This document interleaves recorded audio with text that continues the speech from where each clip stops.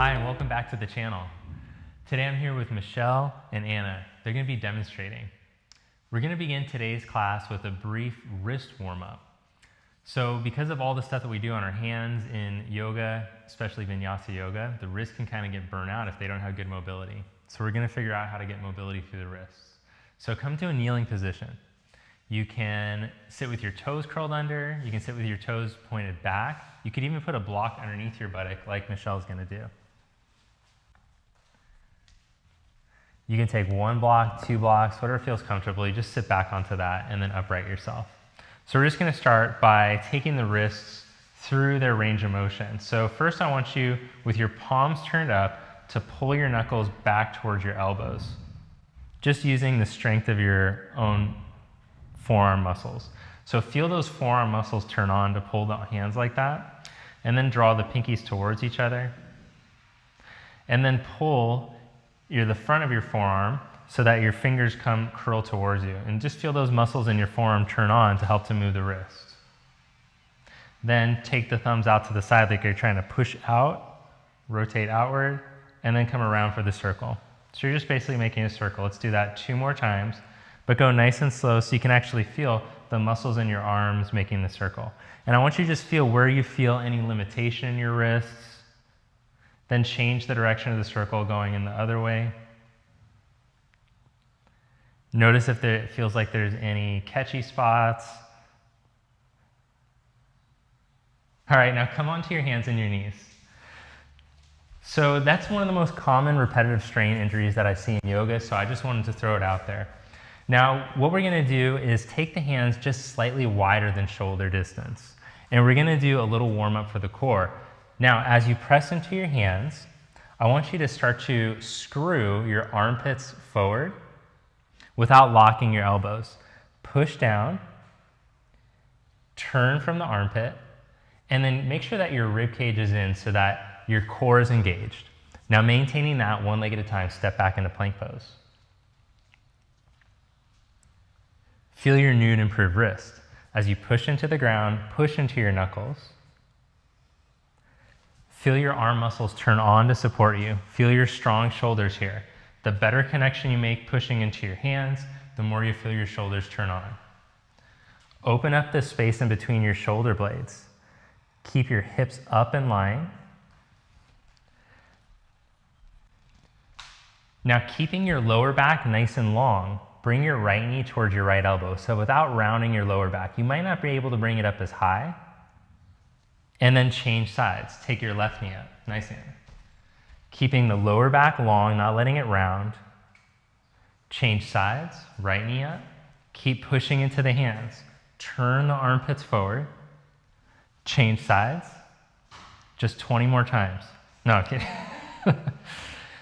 Change sides. Keep your neck in line with your spine. Don't let it drop. Don't let it lift up. Last one, change sides. You should feel your core on fire now, your upper body strong. Step that leg back. Now set your knees down and stretch back into child's pose.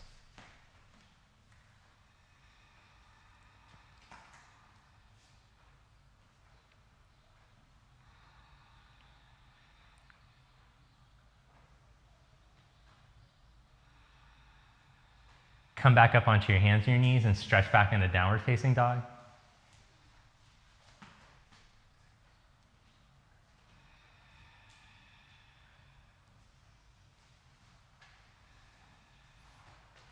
Walk your feet forward to the front of your mat. Put a little bend in your knees and let your head drop down.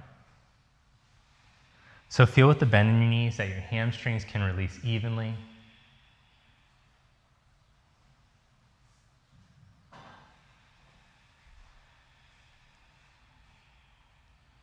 And then with your head and neck, the last thing to come up, slowly roll yourself up 1 vertebra at a time. Stand balanced over your ankles. Open up your feet. As you inhale, raise your arms up and overhead. Exhale, fold forward. Inhale into a flat back. Step your left leg back into a lunge. Now bring your hands up onto some blocks. If you don't have 2 blocks at home, you can figure it out with 1 block or a book just by putting it on the inside of your foot. Now from this position, try to find a long line of energy from your back leg through your spine. So lift your back inner thigh up, drive down through your right foot, squeeze your right outer hip back, and turn your right knee to point straight ahead. Feel your spine decompress and lengthen. Hold strong in this position, and then take one arm back behind you. See if you can hold that same angle of your spine. Take the other arm back too. Push through your front foot, squeeze your right hip in.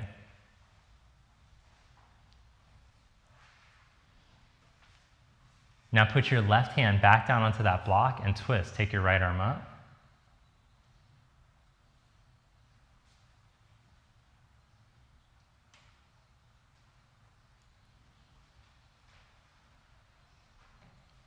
Bring your right hand back down.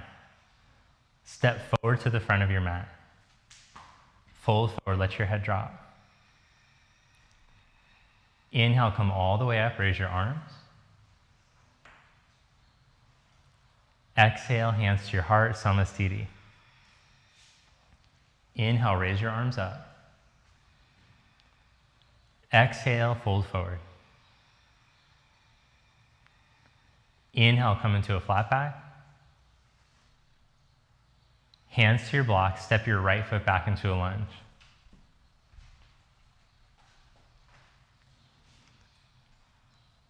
Lift up through your back inner thigh again. Draw the crease of your left hip back towards your back ankle. Feel your weight right into your center left heel and feel the muscles in your left outer hip grab back towards your back heel. Breathe your spine long.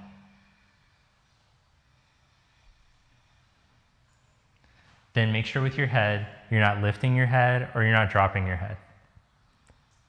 Stretch one arm back. See if you can maintain this position. So you're challenging your core here. You're challenging the strength of your legs to hold your spine. Take the other arm back too. What happened to that left hip? Grip your left hip back. Nice, Michelle. Press down through your right big toe mound.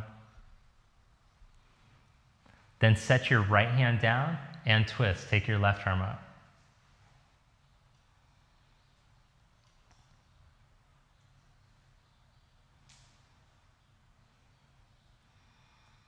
Bring your hand back down. Step your back leg forward and fold. Take the blocks off to the side so they're not in your way. Sit your hips back like you're sitting into a little chair. Then stretch your arms forward straight out in front of you. Balance your weight right in between your heels and your toe mounds. Feel right over the high point of your arch, right at the front of your ankle. That's where you can feel your weight. Ribs are in. Neck neutral, neck long. Release any gripping in your jaw or in your throat. Then raise your arms up.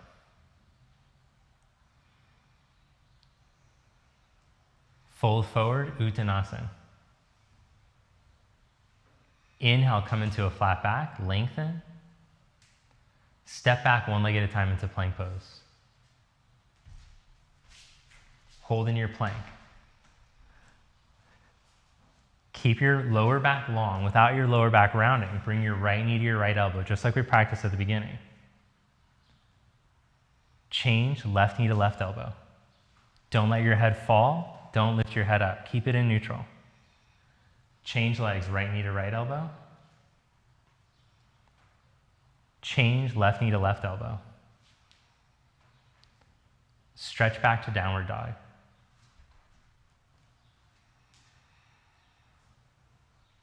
Reconnect to your breath. Open up your fingers on your mat and push down into your hands. Have the wrist creases parallel to the front of the mat. Now lift yourself out of your down dog just a little bit, like you're coming slightly into plank, and then turn those arms. So turn the armpits forward, turn the shoulders back. Press into your hands. Then see if you can keep all this space across your shoulder blades as you slowly start to reach your thighs and hips back. Keep pushing into your hands. Don't strain or struggle, let the breath flow. Look forward in between your hands. Step or float up lightly to the front. Inhale into a flat back, elongate. Exhale, fold forward. Sit back in your chair again. Inhale. Stand Samasthiti. Bring your hands to your heart. Inhale into chair pose. Bend your knees and sit back. Exhale, fold forward. Inhale, flat back. Step back into plank pose. Lower slowly all the way down onto your belly. Point your toes back. Inhale, cobra. So come into a back bend, but now hover your hands 1 inch up off the floor. So you're just using your back strength. Press your feet down. Turn on your legs, turn on your glutes. Move the buttocks towards the backs of the knees. Draw the skin of your belly up. Now slide your hands back underneath your elbows as best you can. Lower your heart down, press straight up into plank pose. You can do hands and knees or with legs straight. Downward facing dog, stretch back. Inhale, raise your right leg up behind you, but keep your lower back long. Don't let your lower back sink to take the leg up. Shift into plank, pull your knee up to your chest, round your back. Step your foot up by your right thumb. Press down through that right heel. Squeeze the muscles of your right hip back, just like when we were on the block. And in fact, if your body starts to sink in this position, use that block so you can find that same right hip hug, back leg line. Then come up into crescent lunge from here. Now that you have your strong foundation, raise your arms up.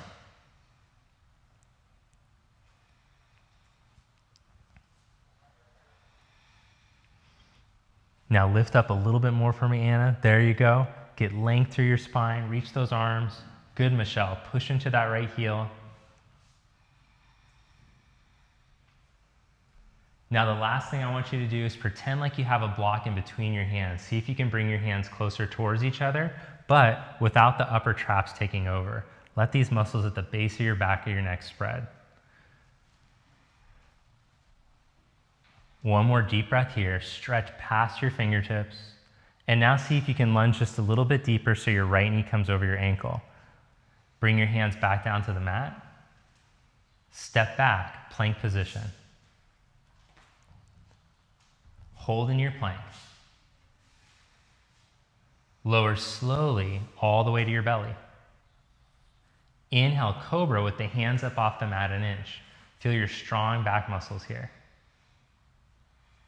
Lower your chest back down, press up into plank, or lift up on the hands and knees. Stretch back to downward facing dog. Inhale your left leg up without your middle dropping. Exhale, shift into plank, pull your knee up to your chest. Step your foot all the way up to your thumb. Come up onto your fingertips or onto your blocks, whatever helps you to get long in the lunge. Press into your left heel. Move your left outer hip crease back towards your back heel and lift your back thigh, back hip up a bit. Then come right up into crescent, raise your arms up. Now imagine you're holding a block in between your hands as you stretch the arms. Try not to let your rib cage harden forward. As you exhale, draw the ribs back down towards your hips. And then as you inhale, let your breath go down towards your pelvis. Feel the rib cage open up and expand through the reach of the arms.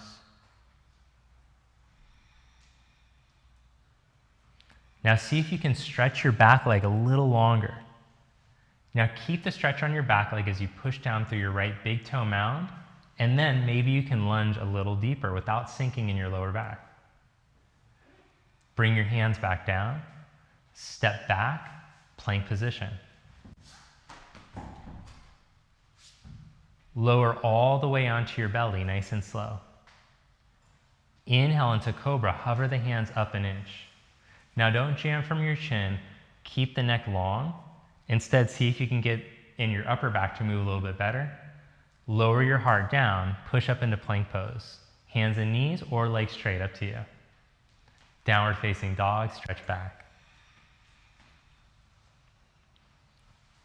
Step your right foot for warrior one. Right foot comes up to your right thumb. Set up your back heel. Inhale, come up. Open up to your side, warrior two. Hold in warrior two. Press down, steady into your back foot, your heel, your big toe mound, and your little toe mound. On your back thigh, let the inner upper thigh release back so that your pelvis can orient slightly towards your right leg. Track your right knee straight ahead. Pelvis upright. As you exhale, connect the rib cage to the pelvis so you feel your core engage. And as you breathe in, let the breath go all the way down towards your belly.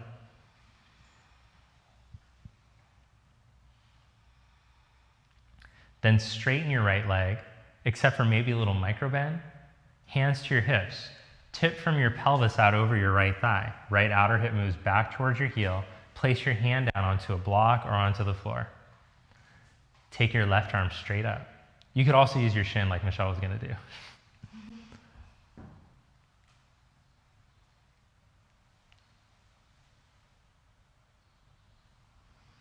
Come back to your breath. Feel your breath moving in and out through your nose.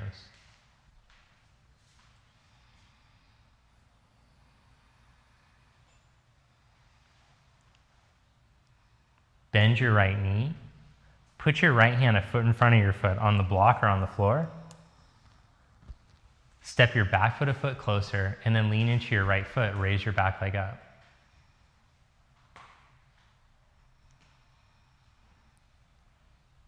Now I'm going to make it a little bit more challenging to get the proper thigh rotation. So I want you to bend your right knee, press into your right foot as evenly as you can. And with the bend in your knee, can you turn the thigh bone in the hip socket? Turn the outer thigh back. One more time, bend that right knee, turn the thigh, and then straighten your leg. Take your left arm up.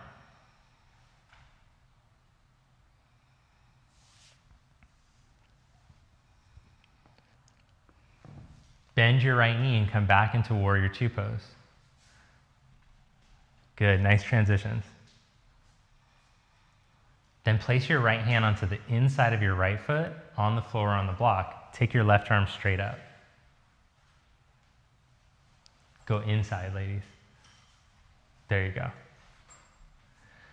So use your right arm to help to turn and pry your knee open. Then hook your left arm behind your back for a half bind. If your shoulder allows, you can hook it all the way into the hip crease, inner thigh. Use your breath to help to open up the left collarbone, left upper chest. Now press through your feet, engage your core, and see if, as you hug your front ribs in, maybe you can take your right arm forward. If it's too gnarly on your lower back or something, or you don't have the core strength, just keep your hand down.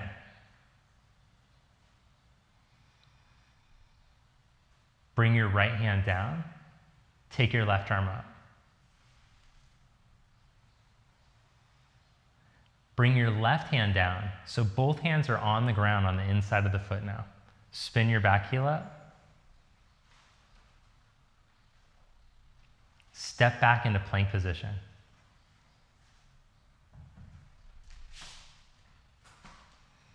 Take a vinyasa or just stretch back to down dog.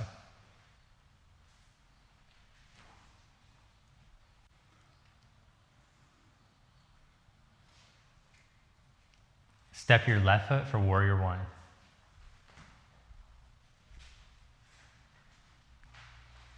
Open up to your side, warrior two.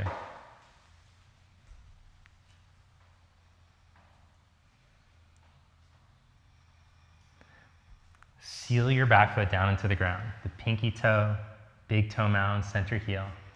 And rotate the inner thigh back slightly on your back leg. Feel how that allows your pelvis to shift. So allow the pelvis to turn slightly towards the left leg. And on your next exhalation, connect the rib cage to the pelvis. As you think about aiming the ribs straight down, that will help your diaphragm to come into a neutral position, which is going to help to open up the tension in your back ribs and your side ribs.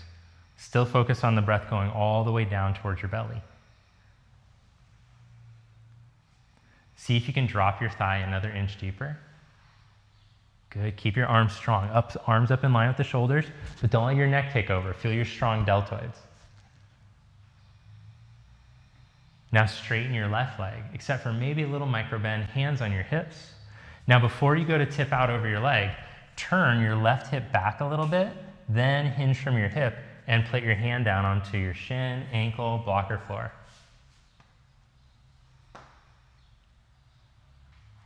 Take your right arm up.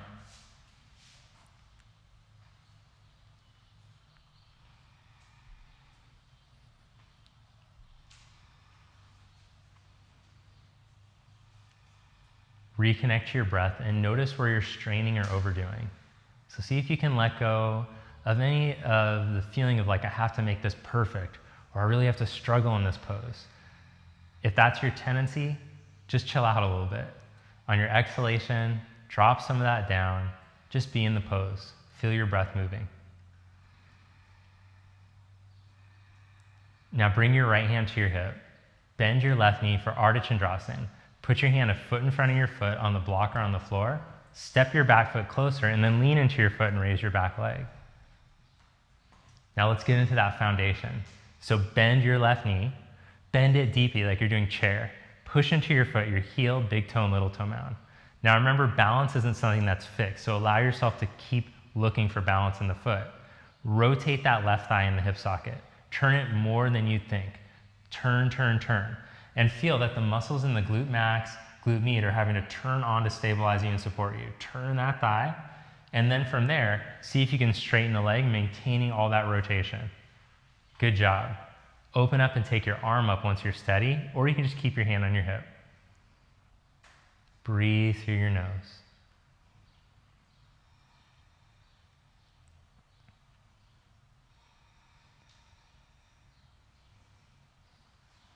Bend your left knee.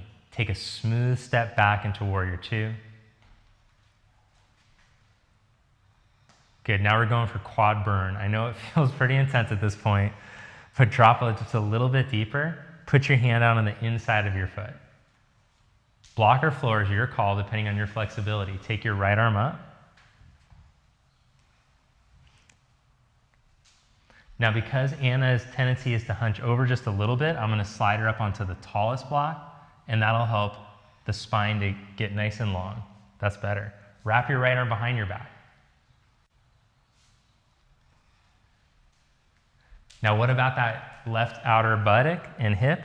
That has to be educated again. So bring your mind's eye right into this outer hip. Turn it back to your back heel. When that happens, then your knee tracks. That's kind of cool. Push your back foot, and then see if you can bend your knee a little bit deeper, keeping that outer buttock grabbed back. Those stabilizers in your butt, those are going to help to support your good posture in your spine. If the buttock muscles are dull, then it pulls the whole postural chain down. So feel that left heel press down, feel your left buttock engage, squeeze it back, fasten it to your back heel, and as you lift up from your belly, maybe take your left arm forward. As we hold for the last 3. Oh dang, you guys are so strong. 2. 1, good, open your arms up. Left hand down onto the ground, right arm up. Okay, now check it out from here. Put your right hand down. Both hands get a spot on the mat on the ground. Spin your back heel up. So you're in this like modified lizard where on the inside of your leg. Stretch your back leg, grow your spine long here. Good. Don't let that back thigh sink, Anna. Good job. Now step right back into plank. Good. 20 push-ups. No, I'm kidding. Okay. But we're going to do a little side plank now. Are you ready? Put your left hand in the middle, open up, take your right arm up.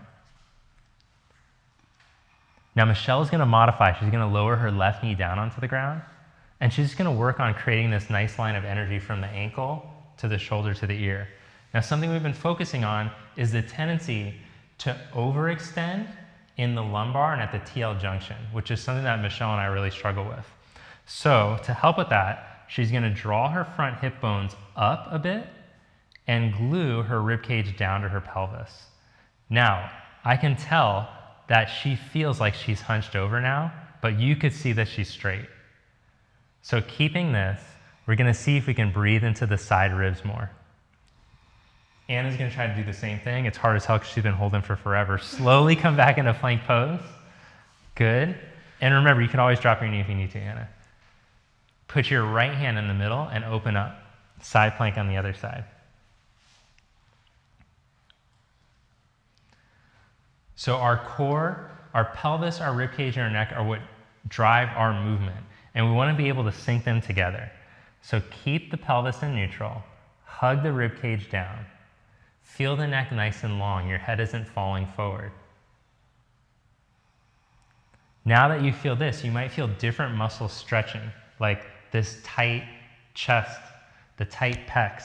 You can feel those where we normally hide them just by pushing the middle out. Slowly come back to plank pose. So it's a great way to strengthen and open your shoulders at the same time, is holding a plank with good posture. Then set your knees down onto the ground. Sit back on your heels and upright yourself. Now, if it's too gnarly to sit like this, then you can sit cross-legged instead. Interlock your fingers, turn your palms inside out, and raise your arms up. But even as your arms are going up here, let's integrate the core. Draw the front ribs in so that the rib cage is aimed straight to the pelvis. Relax the traps. Bring your arms back down, change the interlock. Turn the palms inside out and reach up.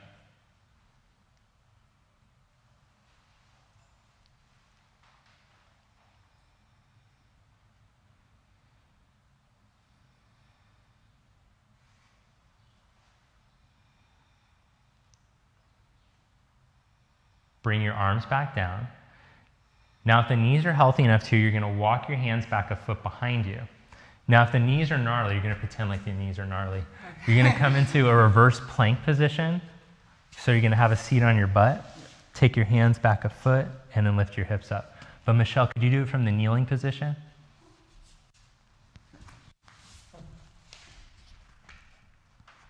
Nice. Perfect. Press into your roots, whether it's your shin and top of the foot, or if it's the bottom of your foot. Roll the inner thighs down towards the ground, and then pretend like you're hugging something in between your thighs, like a ball. Drive the tailbone towards the knees.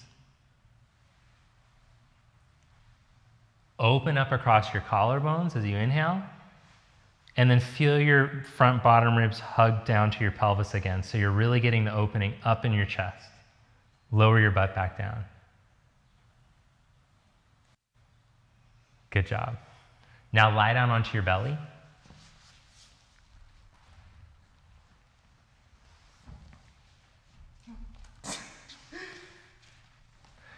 Interlock your hands behind your back. There you go, that's the belly. Okay, cool. So we're gonna start with locust pose. Press the tops of the feet down and lift the inner knees, and then lift your shoulders, head, chest up. But just notice how we talked about how the eyes want to harden. Do you remember, do you watch all the videos? You have to watch all the videos all the time, otherwise you're not gonna know what's going on. So just make sure you're watching all the videos. All right, so your eyes will want to do all the work, which will make your neck hinge. So soften your eyes and move from your core and your spine. Start to come up with your chest. Yeah, now the head stays in its neutral position versus the eyes trying to pull you into the back bend. Now from here, draw your shoulder blades towards each other and onto your back. Good. And then, keeping your knees as straight as you can, squeeze those quads, lift your legs up just an inch. Lift from the thigh bone. Ooh, good. Lower yourself down, rest one cheek on the mat. Okay, now you can repeat that last pose, hands clasped, lifting up, or you can bend your knees and reach back for your ankles. So Anna's just gonna do the hands clasped ones. Michelle, bend your knees and grab your ankles.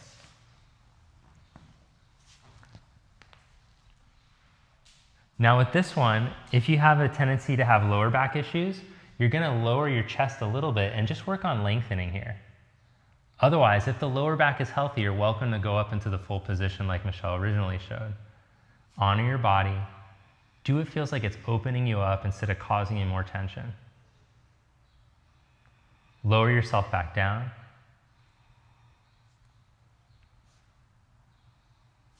Good. And then for our peak pose here, the grand finale, we're gonna do a deep upward facing dog. Michelle's gonna show us what it looks like with the hands on blocks, which is someone that has less flexibility. That's how they would do it. Roll your chest up, upward facing dog. So the block just gives you a little bit of lift so that your lumbar spine doesn't take the burden of it, versus you can see with Anna's hands on the floor, her lumbar spine really has to do a lot of back bending. Stretch back to down dog.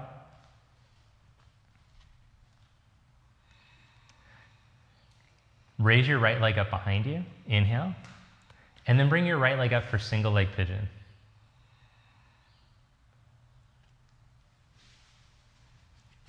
You can stay upright in this position, or you can start to walk your hands forward. Now, if you feel like, oh, I kind of got a sketchy knee situation here, like I'm feeling a lot of pull in my knee, like it's a great stretch for my knee, you don't want it to be a stretch for your knee. That's bad news. You want to feel the stretch right here in your hip. So if it feels like the knee becomes unstable in this position, like it will for many, then you can just practice lying on your back, ankle to knee pose, like this, or upright, like so. But you want to feel the stretch coming into your piriformis, outer hip situation.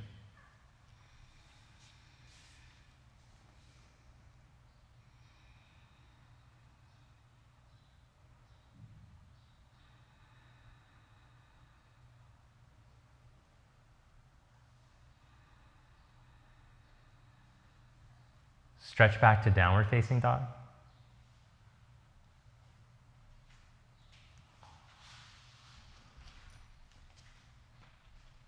Change sides, raise the left leg up.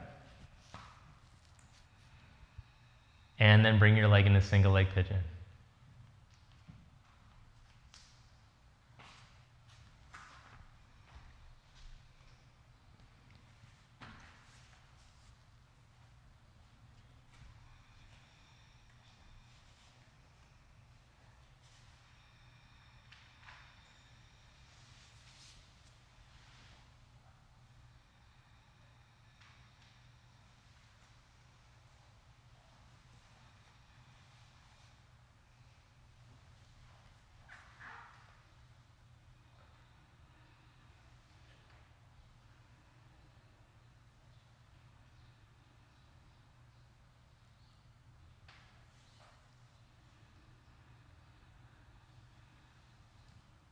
Now walk your hands back towards you and upright your chest. Sit over onto your left hip and bring your right leg around out in front of you. Stretch both legs straight out. Inhale your arms up. Exhale, reach out for your feet, Paschimottanasana. Inhale, get length as you hold your feet. Exhale, fold deeper.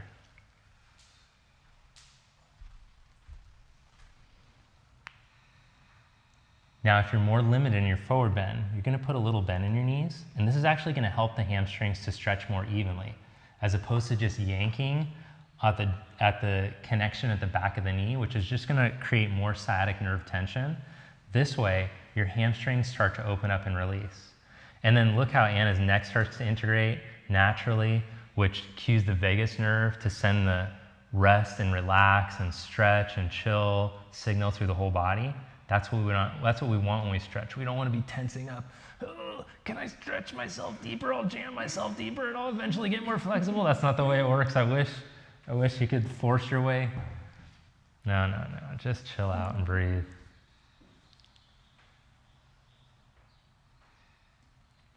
Then lie down on your back for Savasana.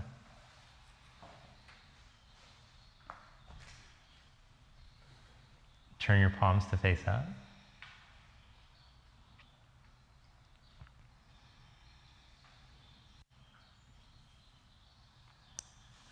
Yeah, so one of the more common themes that I see is that people come to yoga because they know they need to chill out, and then they make the yoga so stressful.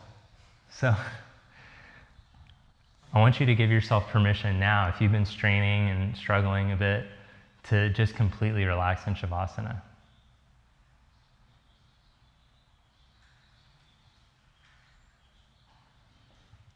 Let your body drop. Let go of the control of your breath.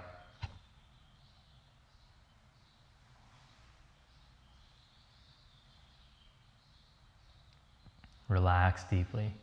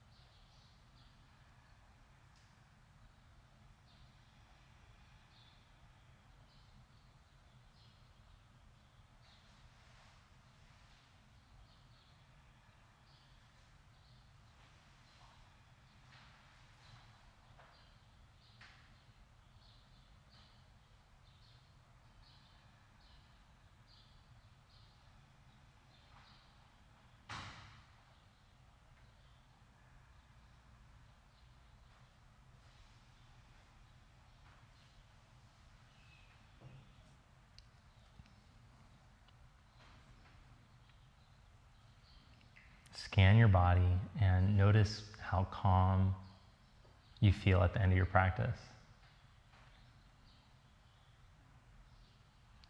Feel how you can sense maybe even a vibrational quality in the body. So like you can feel where your hands and your feet are in space.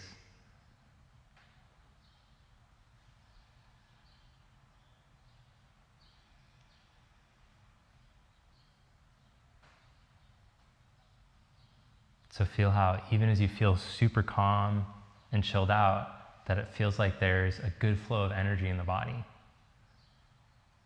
You tapped into that and you allowed it to move through your body throughout the practice. Now bend your knees and roll over to your side.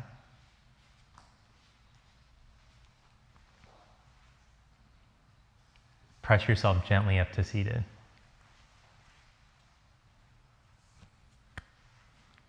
Bring your palms together. Thank you. Namaste. All right, well, thanks so much for joining us today. If you enjoyed today's class, make sure to hit the like button. Also, take a second to subscribe to the channel if you haven't already. And make sure to say thanks to Michelle and Anna. And if you have any questions, drop them below. Look forward to seeing you next time. Have a good day.